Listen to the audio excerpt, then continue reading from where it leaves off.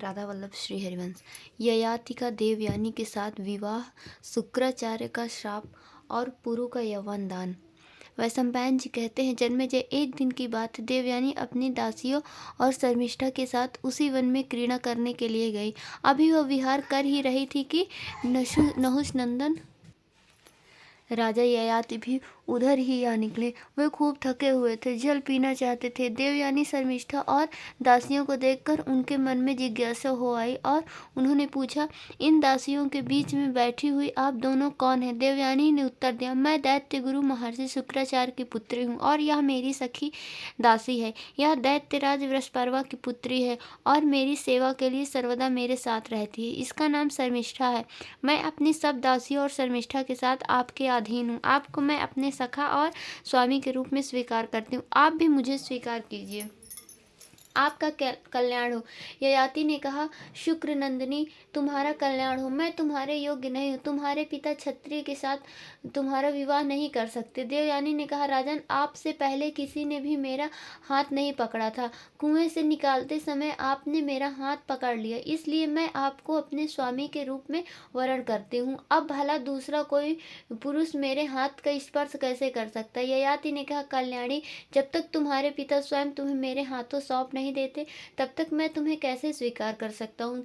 तब देवयानी ने अपनी धाय से पिता के पास संदेश भेजा। उसके मुंह से सब बातें ज्यों की त्यों सुनकर शुक्राचार्य राजा ययाति के पास आए। ययाति ने उठकर उन्हें प्रणाम किया और हाथ जोड़कर उनके सामने खड़े हो गए। देवयानी ने कहा, पिताजी, ये नहुष नंदन राजा ययाति हैं। जब मैं कुएं में गिरा दी गई थी, तब इन्हीं ने मेरा हाथ पकड़कर मुझे निकाला था। मैं आपके चरणों में पढ़कर बड़ी प्रसन्नता नम्रता के साथ प्रार्थना करती हूँ कि आप इनके साथ मेरा विवाह कर दीजिए। मैं इनके अतिरिक्त और किसी को वरण नहीं करूंगी। देवयानी की बात सुनकर शुक्राचार्य ने ययाति से कहा, राजन, मेरी लाडली लड़की ने तुम्हें पति रूप में वरण किया है। मैं कन्यादान करता हूँ, तुम इसे पटरानी के रूप में स्वीकार करो। ययाति ने कहा, ब्राह्मण, मैं क्षत्रिय हूँ। ब्राह्मण कन्या के साथ विवाह करने से मुझे वर्ण संकरता का दोष लगेगा। आप ऐसी कृपा कीजिए और वर दीजिए कि वह महान दोष मेरा स्पर्श न करे। शुक्राचार्य ने कहा, तुम यह संबंध स्वीकार कर लो, किसी प्रकार की चिंता मत करो।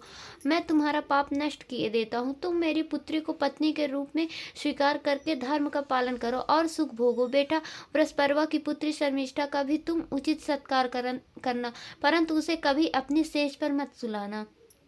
तदंतर शास्त्रोक्त विधि से देवयानी का पाणी ग्रहण संस्कार संपन्न हुआ और दासी शर्मिष्ठा तथा देवयानी को लेकर ययाति ने अपनी राजधानी की यात्रा की। ययाति की राजधानी अमरावती के समान थी। वहां लौटकर उन्होंने देवयानी को तो अंतःपुर में रख दिया और शर्मिष्ठा तथा दासियों के लिए देवयानी की सम्मति से अशोक वाटिका के पास एक स्थान बनवा दिए तथा अन्न वस्त्र की समुचित व्यवस्था कर दी। राजोचित भोग भोगते बहुत वर्ष बीत गए। समय पर देवयानी को गर्भ रहा और पुत्र उत्पन्न हुआ। एक बार संयोगवश राजा ययाति अशोक वाटिका के पास जा निकले और वहीं शर्मिष्ठा को देखकर कुछ रुक गए।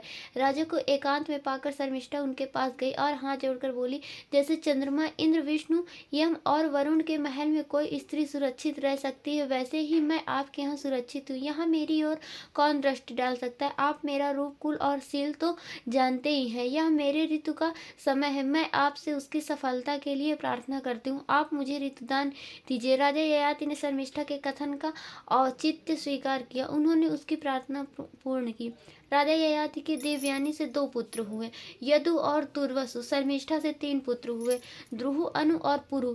इस प्रकार बहुत समय बीत गए। एक दिन देवयानी राजा ययाति के साथ अशोक वाटिका में गई। वहां देवयानी ने देखा कि देवताओं के समान सुंदर 3 सुकुमार खेल रहे हैं। उसके आश्चर्य की सीमा न रही। उसने पूछा, आर्यपुत्र, ये सुंदर कुमार किसके हैं? इनका सौंदर्य तो आप जैसा ही मालूम पड़ता है। फिर देवयानी ने उन बच्चों से पूछा, तुम लोगों के नाम क्या है? किस वंश के हो? तुम्हारे माँ बाप कौन है? ठीक ठीक बताओ। तो बच्चों ने अंगुलियों से राजा की ओर संकेत किया और कहा, हमारी माँ है शर्मिष्ठा। बच्चे बड़े प्रेम से राजा के पास दौड़ गए।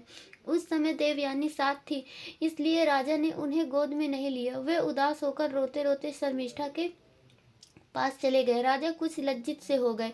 देवयानी सारा रहस्य समझ गई। उसने शर्मिष्ठा के पास जाकर कहा, शर्मिष्ठे, तू मेरी दासी है, तूने मेरा अप्रिय क्यों किया?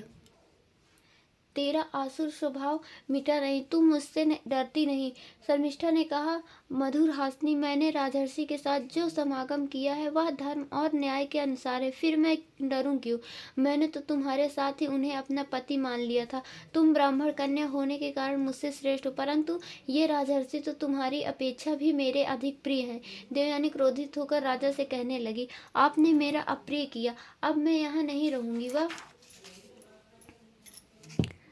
आंखों में आंसू भरकर अपने पिता के घर के लिए चल पड़ी। ययाति दुखी हुए और साथ ही भयभीत भी। वे उसके पीछे पीछे चलकर उसे बहुत समझाते बुझाते रहे, परंतु उसने एक न सुनी। दोनों शुक्राचार्य के पास पहुंचे। प्रणाम के पश्चात देवयानी ने कहा, पिताजी, धर्म को अधर्म ने जीत लिया, नीचा ऊंचा हो गया। शर्मिष्ठा मुझसे आगे बढ़ गई। उसके 3 पुत्र हुए हैं। मेरे इन महाराज से ही इन्होंने धर्म मर्यादा का उल्लंघन किया है। धर्मज्ञ होकर आप इस पर विचार कीजिए। शुक्राचार्य ने कहा, राजन, तुमने जानबूझकर धर्म मर्यादा का उल्लंघन किया, इसलिए मैं तुम्हें श्राप देता हूँ कि तुम बूढ़े हो जाओ। शुक्राचार्य के श्राप देते ही राजा ययाति बूढ़े हो गए। अब उन्होंने शुक्राचार्य की प्रार्थना की और कहा, मैं अभी आपकी पुत्री देवयानी के संग से तृप्त नहीं हुआ हूँ, आप हम दोनों पर कृपा कीजिए, मैं बूढ़ा न हूँ। आचार्य ने कहा, मेरी बात झूठी नहीं हो सकती। हाँ, तुम्हें इतनी छूट देता हूँ कि तुम अपना यह बुढ़ापा किसी दूसरे को दे सकते हो। ययाति ने कहा, ब्राह्मण, आप ऐसी आज्ञा दीजिए कि जो पुत्र मुझे अपनी जवानी देकर बुढ़ापा ले ले, वही राज्य, पुण्य और यश का भागी हो। आचार्य ने कहा, ठीक है, श्रद्धापूर्वक मेरा चिंतन करने पर तुम्हारा बुढ़ापा दूसरे पर चला जाएगा, और जो पुत्र तुम्हें जवानी देगा वही राजा, आयुष्मान, यशस्वी और तुम्हारे कुल का वंशधर होगा। राजा ययाति अपनी राजधानी में आए। पहले उन्होंने यदु को बुलाकर कहा, मैं बूढ़ा हो गया, मेरे शरीर में झुर्रियां पड़ गई, बाल सफ़ेद हो गए, परंतु मैं अभी जवानी के भोगों से तृप्त नहीं हुआ। तुम मेरा बुढ़ापा लेकर अपनी जवानी दे दो। 1000 वर्ष पूरा होने पर मैं तुम्हारी जवानी फिर तुम्हें लौटा दूंगा। यदु ने कहा, बुढ़ापे में अनेकों दोष हैं, उस अवस्था में खाना पीना भी तो ठीक नहीं होता। शरीर ढीला, बाल सफ़ेद और सादे शरीर पर झुर्रियां, शक्ति नहीं, आनंद नहीं, युवतियां तिरस्कार करती हैं। मैं आपको बुढ़ापा नहीं ले सकता। ययाति ने कहा, अजी, तुम मेरे हृदय से उत्पन्न हुए हो, फिर भी मुझे अपनी जवानी नहीं देते। जाओ, तुम्हारी संतान को राज्य का हक नहीं रहेगा। फिर उन्होंने अपने दूसरे पुत्र तुर्वसु को बुलाकर भी वही बात कही, परंतु उसने भी बुढ़ापा लेने से इनकार कर दिया। ययाति ने उसे भी शाप देते हुए कहा, तेरा वंश नहीं चलेगा, तू मांस भोजी, दुराचारी और वर्णशंकर म्लेच्छों का राजा होगा। इस प्रकार देवयानी के दोनों पुत्रों को श्राप देकर ययाति ने शर्मिष्ठा के पुत्र द्रुहु को बुलाया और उससे अपने बुढ़ापे के बदले में जवानी देने की बात कही। द्रुहु ने कहा, बूढ़े को हाथी, घोड़े, रथ और युवतियों का कुछ भी तो सुख नहीं मिलता, जवान लगने लगती है, मैं बुढ़ापा नहीं चाहता। ययाति ने कहा, अरे तू अपने बाप से ऐसा कह रहा है, तुझे ऐसे स्थान में रहना पड़ेगा जहाँ रथ, हाथी, घोड़े और पालकी की तो बात ही क्या, बैल, बकरे और गधे भी नहीं जा सकेंगे, केवल नाव से जाना पड़ेगा। राज्य तुझे भी नहीं मिलेगा, लोग तुझे भोज कहेंगे, केवल तू ही नहीं, मेरे वंश की यही गति होगी। फिर अनु के भी अस्वीकार कर देने पर राजा ने उससे कहा, तू मेरी बात नहीं मानता है, इसलिए तेरी संतान जवान होकर मर जाएगी, तुझे अग्निहोत्र करने का अधिकार नहीं रहेगा। इन पुत्रों से निराश होकर ययाति ने अंत में पुरु को बुलाकर कहा, बेटा, तुम मेरे बड़े प्यारे हो, तुम मेरे अच्छे बेटे हो, देखो मैं श्राप के कारण बूढ़ा हो गया हूँ और जवानी से तृप्त नहीं हूँ, तुम मेरा बुढ़ापा लेकर अपनी जवानी दे दो। विषय भोग करने के बाद 1000 वर्ष पूरा होने पर मैं अपने पाप के साथ बुढ़ापा ले लूंगा। पुरु ने बड़ी प्रसन्नता से उनकी आज्ञा स्वीकार कर ली। ययाति ने आशीर्वाद दिया, मैं तुम पर अत्यंत प्रसन्न, तुम्हारी प्रजा सर्वदा सुखी रहेगी। ऐसा कहकर उन्होंने शुक्राचार्य का ध्यान किया और अपना बुढ़ापा पुरु को देकर उसकी जवानी ले ली। राधा वल्लभ श्री हरिवंश।